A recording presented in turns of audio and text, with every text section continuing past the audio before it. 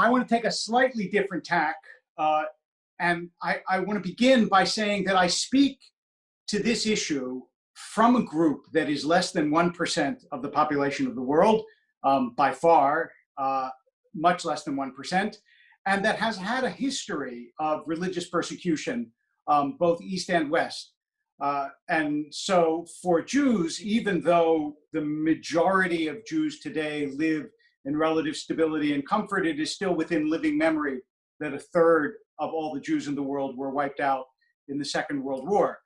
And so religious freedom is an immediate and urgent question. And in my travels in Asia Pacific, particularly in India and Myanmar, those are the two I'm going to address today, in Dharamsala, and in discussions that I had throughout the country of Myanmar. I tried to bring one particular philosophical perspective, which I am going to urge upon you and suggest to you as, in some ways, the single most important orientation that we can have. Because it is less, as you have heard from the other speakers, it is less a specific program or even a specific area than it is a specific approach. How do you see groups that are of a different religious orientation? Because almost all religions, perhaps all, have in them the seeds of we are right and therefore you must be wrong. And when someone else is wrong, there are at least two ways of evaluating their wrongness. One is they're bad, benighted, ignorant, evil people, and therefore they're wrong. The second is they see the world differently from the way I do. They have the same sincerity, authenticity, decency, thoughtfulness, but their orientation is very different, and therefore it is possible not only for me to be tolerant of them, because tolerance is a very low bar, but to learn from them. And that idea, which slowly is filtering out into the world, is the essential notion if humanity is to survive. As long as we think that somebody who sees the world differently from us must in some way be evil, be dark, then you have the license to treat them that way.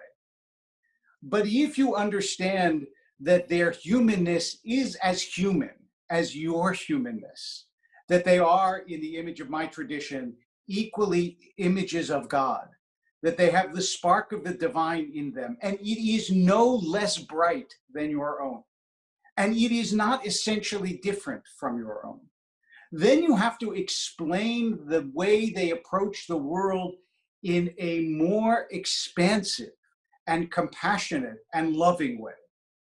And you have to understand that at bottom, a human being is a human being before they become a certain ethnicity or religion or race or anything else.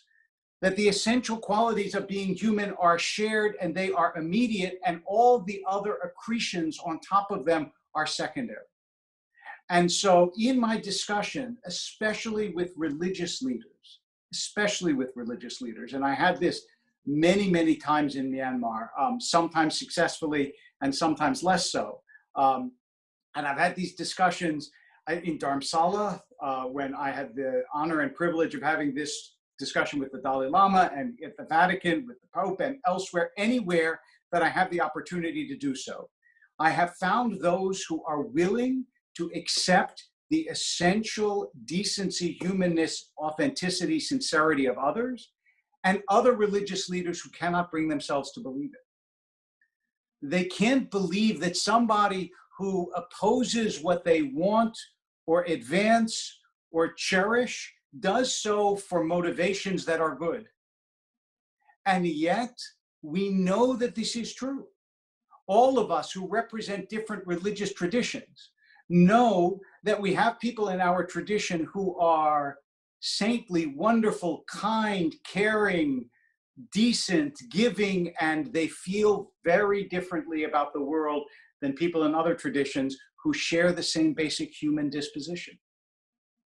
And our challenge is not specifically to address one or another horrific outrage, like against the Rohingya in Myanmar or against the Uyghur in China.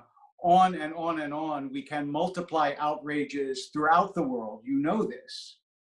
Our challenge, though, is a more fundamental philosophical shift to believe in the dignity of difference, that someone else is being different from me is an opportunity for me to grow and to learn, and not an opportunity for me to judge and to retreat.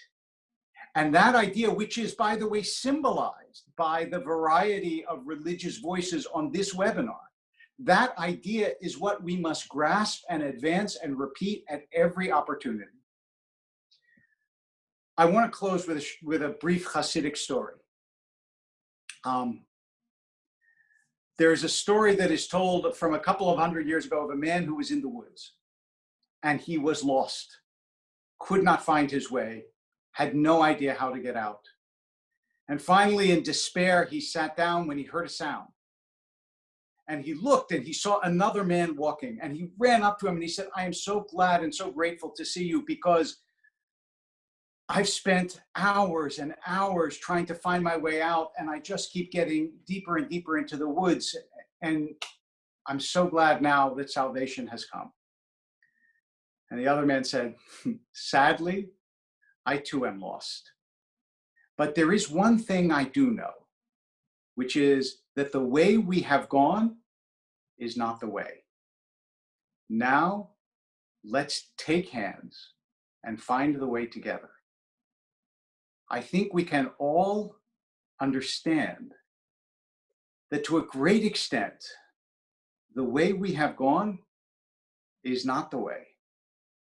And what we are trying to do today is to take each other's hands virtually until we can do it in person and for real. Take each other's hands and find the way together. Thank you.